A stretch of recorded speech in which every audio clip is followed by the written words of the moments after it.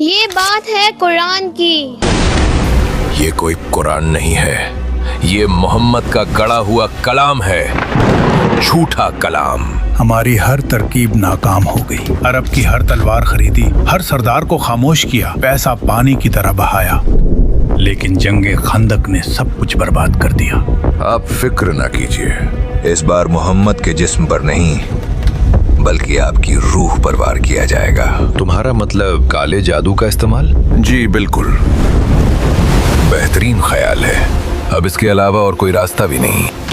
یہ بات ہے اس انسان کی جس نے اللہ کے نبی پر جادو کیا۔ خیبر کے یہودی چاہتے ہیں کہ نبی پر جادو کیا جائے۔ نبی کے بالوں کا انتظام کرو، پھر دیکھنا میرے جادو سے آپ کو آپ کا اللہ بھی نہیں بچا سکے گا۔ لوگ کہتے ہیں کہ احمد سے اللہ بات کرتا ہے۔ میں نے بھی یہی سنا ہے۔ اچھا ہے، آپ کے اللہ کو بھی پتا چل جائے گا کہ میں وہ بلا ہوں جس کی پھونک انسان کو راکھ میں بدل دیتی ہے۔ یہ بات ہے اس سوال کی جو آج بھی ہمارے بیچ زندہ ہے۔ اگر ہم یہ قرآن کسی پہاڑ پر نازل کرتے تو تم اس کو دیکھتے کہ اللہ کے خوف سے دبا اور پھٹا جاتا ہے۔ یہ لاجک سمجھ نہیں آتا، جب اللہ کے نبی نے قرآن کا وہ بوجھ اٹھا لیا جو پہاڑ توڑ دیتا، پھر آپ پر جادو کیسے ہو سکتا ہے؟ قرآن روح کی طاقت ہے اور جادو جسم کا امتحان۔ میرے بھائی، قرآن کی گہرائی میں اترے گا تو جواب مل جائے گا۔ یہ بات ہے صبح کے رب کی، یہ بات ہے سورہ فلق کی۔ قل اعوذ برب الفلق۔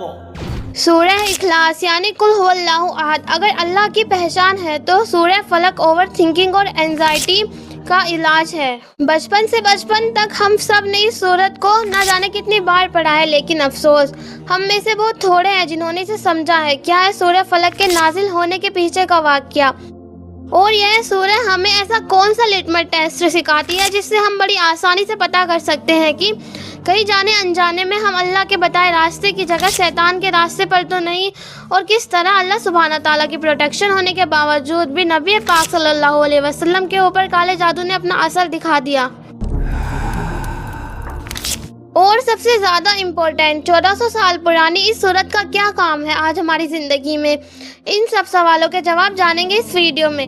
اعوذ برب الفلق من شر ما خلق ومن شر غاسق اذا وقب۔ اسکالرز کہتے ہیں کہ سورہ فلق مکہ میں اس دور میں نازل ہوئی جب آپ صلی اللہ علیہ وسلم نے سورہ کافرون کو پڑھ کر مکہ کے مشرکوں کو، مکہ کے سرداروں کو صاف بتا دیا کہ اب کوئی ڈیل، اب کوئی سودے بازی نہیں ہوگی۔ کہہ دو کہ اے کافرو، تمہارے لیے تمہارا رستہ، میرے لیے میرا رستہ۔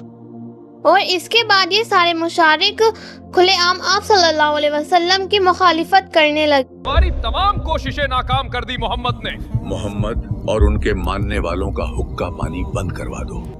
اب آپ کے قتل کے علاوہ کوئی اور راستہ نہیں، اور اس کے لیے ہم ہر قبیلے کے مضبوط نوجوان چن لیتے ہیں تاکہ کسی ایک پر الزام نہ آئے۔ لیکن جنرلی عام طور پر بہت سارے مسلمان یہ سمجھتے ہیں، یہ یقین کرتے ہیں کہ یہ سورت مدینہ میں نازل ہوئی اور اس وقت نازل ہوئی جب آپ صلی اللہ علیہ وسلم کے اوپر جادو کیا گیا۔ یہ بات اصل میں 7 ہجری کی ہے۔ مسلمانوں کو مکہ سے مدینہ ہجرت کیے ہوئے یعنی مائگریٹ کیے ہوئے ایک عرصہ گزر چکا تھا۔ جنگ بدر کی دھوپ، احد کا غم اور جنگ خندق کی مشکلیں، یہ سب گزرے ہوئے کل کے قصے بن چکے تھے۔ صلح حدیبیہ کو گزرے ہوئے قریب 2 سال ہو چکے تھے۔ صلح حدیبیہ یعنی مکہ اور مدینہ کے مسلمانوں کے بیچ ایک ایگریمنٹ کی بھائی اگلے 10 سال تک اب کوئی جنگ نہیں ہوگی۔ یا حبیب اللہ، قریش نے شرطیں منظور کر لی ہیں۔ انہوں نے لکھا ہے 10 سال تک نہ ہم آپ کو نقصان پہنچائیں گے نہ آپ، لیکن اگر کسی مسلمان سے کسی مکہ والے کو ایک خرونچ بھی لگ گئی تو اسی لمحے یہ معاہدہ ختم کر دیا جائے گا۔ یہ کیا بات ہوئی؟ اور قریش بھی اس بات کے پابند رہیں گے۔ اور اسی وجہ سے جنگ کے میدان خاموش پڑے تھے، تلواریں میان میں واپس جا چکی تھی، مدینہ کی ہوا میں ایک سکون تھا، مگر یہ صرف طوفان سے پہلے کی خاموشی تھی۔ آپ صلی اللہ علیہ وسلم کا مقابلہ آپ کالے جادو کے ان سایوں سے ہونے والا تھا جو دیواروں کے پیچھے بیٹھ کر سانس لے رہے تھے۔ लबीद बिन आसिम अरेबिया का सबसे बड़ा जादूगर सिर्फ 3 अशरफियों के लिए लालच में आकर खैबर के यहूदियों के साथ मिलकर नबी पाक सल्लल्लाहु अलैहि वसल्लम पर जादू करने का सौदा कर लिया था। उम्मीद है कि आप हमारा काम कर पाएंगे। थोड़ा वक्त दीजिए, आपका काम हो जाएगा। मैं वो बला हूँ जो फूंक से इंसान को राख कर देता हूँ। लाजवाब। ये यहूदी समझ चुके थे कि आप सल्लल्लाहु अलैहि वसल्लम को दिन की रोशनी में हराना नामुमकिन है और इसी वजह से इन्होंने लबीद बिन आसिम का सहारा लिया। किताबों में यह भी मेंशन है कि लबीद अकेला नहीं था बल्कि उसकी बेटियां या उसकी बीवियां उसके साथ इस गुनाह में शामिल थी। इन औरतों को नबी पाक सल्लल्लाहु अलैहि वसल्लम की कंघी और कुछ मुबारक बाल एक यहूदी लड़के की मदद से मिल गए थे। यहूदी लड़का असल में नबी पाक के यहाँ काम करता था और कुछ सिक्कों के लालच में इसने आप सल्लल्लाहु अलैहि वसल्लम की कंघी इनके हवाले कर दी। कंघी और बाल मिलने के बाद इन औरतों ने आप सल्लल्लाहु अलैहि वसल्लम पर जादू करना शुरू कर दिया।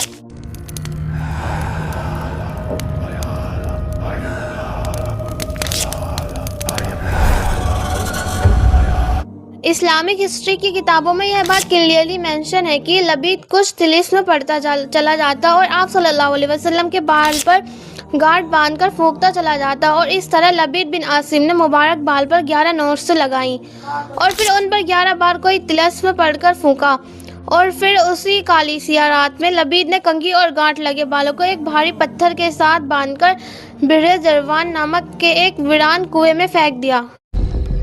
मोहम्मद, अब आपका अल्लाह भी आपको बचा नहीं पाएगा। ये लबीद का जादू है जिसकी फूंक इंसान को राख कर देती है। कुछ जगह यह भी मेंशन है कि इसमें एक मोम का पुतला भी था जिसमें सुइयां चुभी हुई थी और उस कुएं का पानी इतना गहरा था कि उसके अंदर दिन की रोशनी का जाना नामुमकिन था। धीरे धीरे वक्त गुजरता चला गया। आप सल्लल्लाहु अलैहि वसल्लम के ऊपर इस जादू का मुकम्मल असर होने में तकरीबन 1 साल का वक्त लग गया। इस जादू का असर आप पर कुछ यूं हुआ कि आप हर वक्त अपने ऊपर एक बोझ सा महसूस करते। आपको ऐसा लगता कि आपने कोई काम कर लिया, फिर रियलाइज होता कि नहीं किया है। तबीयत में हर वक्त एक बेचैनी, एक परेशानी सी शामिल रहती और ये जादू आपकी पर्सनल लाइफ को बहुत ज्यादा इफेक्ट कर रहा था। यानी दीन के किसी काम पर इस जादू का कोई असर नहीं पड़ा, क्योंकि हिस्ट्री की किसी किताब में, हदीस की किसी किताब में हमें कोई रिवायत नहीं मिलती, कोई ऐसा एविडेंस नहीं मिलता जिससे ये बात पता चले कि आप सल्लल्लाहु अलैहि वसल्लम पे जादू का इतना असर हो गया कि आपने किसी दिन कुरान गलत पढ़ लिया हो या आप नमाज पढ़ना भूल गए हो या आपने किसी सूरत का मतलब गलत बता दिया हो। नहीं, बिल्कुल भी ऐसा नहीं हुआ, क्योंकि अगर ऐसा होता तो पूरे अरेबिया के अंदर धूम मच जाती, एक हंगामा खड़ा हो जाता। ये मुशारिक इल्जाम लगाते, कहते कि आप सल्लल्लाहु अलैहि वसल्लम को कोई ताकत न हरा सकी, लेकिन एक जादूगर के काले जादू ने आपको हरा दिया। असर इस दर्जे में नहीं हुआ कि जिससे आपकी इस्मत मजरूह हो जाए और गैर मोतबर हो जाए, इसलिए कि उसका किसी और को तो पता ही नहीं चला। अल्लाह ताला ने इस जादू के असर से भी जो आपका फर्ज मनसबी है, आपके नबूवत और रिसालत के जो पहलू हैं, उनको महफूज रखा है, उस जमाने में भी, उस दौर में भी जबकि आप पर ये जादू का असर। हालांकि स्कॉलर्स ये बात मेंशन भी करते हैं कि बाकी सहाबाओं ने भी महसूस किया है कि धीरे धीरे आप घुलते चले जा रहे, कैसे एंजाइटी और डिप्रेशन में इंसान हर वक्त किसी न किसी सोच में मुक्त रहता है, ना खाने का होश रहता है, ना पीने का होश रहता है, हर वक्त एक बेचैनी तबीयत पर ताड़ी रहती है। बिल्कुल वही हाल आप सल्लल्लाहु अलैहि वसल्लम का था। और फिर एक रोज आप हजरत आयशा रजी अल्लाह ताला अन्हा के घर आराम फरमा रहे थे। क्या आपने रात को ख्वाब में देखा 2 फरिश्तों को देखा जो एक दूसरे से इंसानी शक्ल में बात कर रहे थे। आपको क्या हुआ है? आप पर जादू किया गया है। किस चीज पर किया गया है? जादू आपकी कंघी और बालों पर किया गया है, और वो कंघी जरवान के कुएं में एक भारी पत्थर के नीचे दबाई गई है। अब हमें क्या करना चाहिए? कुएं की तह से कंघी और बालों को निकाल लेना चाहिए। सुबह नींद से बेदार होने पर आप सल्लल्लाहु अलैहि वसल्लम को समझ आ गया कि यह अल्लाह सुब्हानहू व तआला की तरफ से उनके लिए एक मैसेज था। आपने सहाबाओं को साथ लिया, आप उस कुएं पर गए और वहीं पत्थर के नीचे से शहर का वो मैजिक का सामान निकाला गया। और यह वो मौका था जब जिब्रील अलैहिस्सलाम ने आप सल्लल्लाहु अलैहि वसल्लम को खबर दी कि इस बाल पर 11 नोट्स यानी 11 गांठें बंधी हुई हैं। आप सूरह फलक और सूरह नास पढ़ते जाइए और इन गांठों को खोलते चले जाइए। पैगंबर, सल्लल्लाहु अलैहि वाली वसल्लम, कहो कि मैं सुबह के मालिक की पनाह मांगता हूँ हर चीज की बुराई से जो उसने पैदा की और गंडों पर पढ़ पढ़ कर फूंकने वालियों की बुराई से। जब आप सूरह फलक और सूरह नास को साथ देखेंगे तब आपको रियलाइज होगा कि इन दोनों में मिलाकर 11 आयतें हैं। आप सल्लल्लाहु अलैहि वसल्लम एक एक गांठ को खोलते चले जाते और आयत को पढ़ते चले जाते और इस तरह पूरे बालों से 11 गांठों को खोल दिया गया। जब सारी गांठें खुल गई तो सारे नोट्स खुल गई तो आप सल्लल्लाहु अलैहि वसल्लम ने बिल्कुल ऐसा महसूस किया जैसे किसी ने आपको रस्सी में जकड़ा हुआ हो और अब आप अचानक से आज़ाद कर दिए गए हो। मुस्लिम स्कॉलर्स के अलावा इंटरनेशनल राइटर्स की किताबों में भी यह बात क्लियरली मेंशन है कि आप सल्लल्लाहु अलैहि वसल्लम ने इस जादूगर को कुछ नहीं कहा बल्कि इसे आज़ाद कर दिया, इसे जाने दिया और सहाबाओं को भी हुक्म दिया कि वो इस जादूगरों को कुछ ना कहे।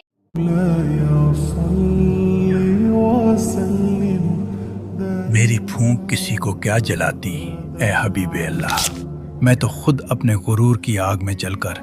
और यहीं पर खत्म होता है वो काला साया और जन्म लेती है वो उम्मीद जो कयामत तक आने वाले हर इंसान के लिए एक चिराग बन गई। सिर्फ सूरह फलक 1400 साल पुरानी तारीख का कोई हिस्सा नहीं है, यह आज भी हमारी जेब में पड़े उस फोन में पलते हसद का इलाज है, हमारे जहन में चलने वाली रातों की एंग्जाइटी की दवा है। अल्लाह ने अपने नबी को और उनके जरिए हमें सिखा दिया कि जब दुनिया में सारे रास्ते बंद महसूस होने लगे, जब लगे कि चारों तरफ से अंधेरा घेर रहा है, तो बस एक ही नाम पुकारना है, कुल अऊज़ु बिरब्बिल फलक, कि कह दो मैं पनाह लेता हूँ उस रब की जो अंधेरों को चीरकर सुबह का उजाला निकालता है, मिन शर्रि मा खलक, कि मैं पनाह लेता हूँ उस हर मखलूक की बुराई से जिसे उसने पैदा किया है, व मिन शर्रि गासिकिन इज़ा वक़ब, कि मैं पनाह लेता हूँ उस काली अंधेरी खौफनाक रात के सर से जब उसका अंधेरा अपने उरूस पर पहुंच जाए, वो मिन शर्रि नफ़्फ़ासाति फ़िल उक़द, कि मैं पनाह लेता हूँ उस गांठें बांधकर फूंकने वाले जादूगरों की छुपी हुई साजिशों और काले जादू के सर से, वो मिन शर्रि हासिदिन इज़ा हसद, और मैं पनाह लेता हूँ हसद करने वाले उस जहरीले सर से जब वह अपने सीने में छिपी हुई आग से हसद करने लगे। अगर इस कहानी ने आपके दिल को छुआ है और आप चाहते हैं कि कुरान का यह खूबसूरत पैगाम हर घर हर ज़हन पर पहुंचे तो इस वीडियो को ज़रूर शेयर करें। ऐसी और रूहानी कहानियों के लिए मेरे चैनल को भी सब्सक्राइब ज़रूर करें। जज़ाकल्लाहु खैर।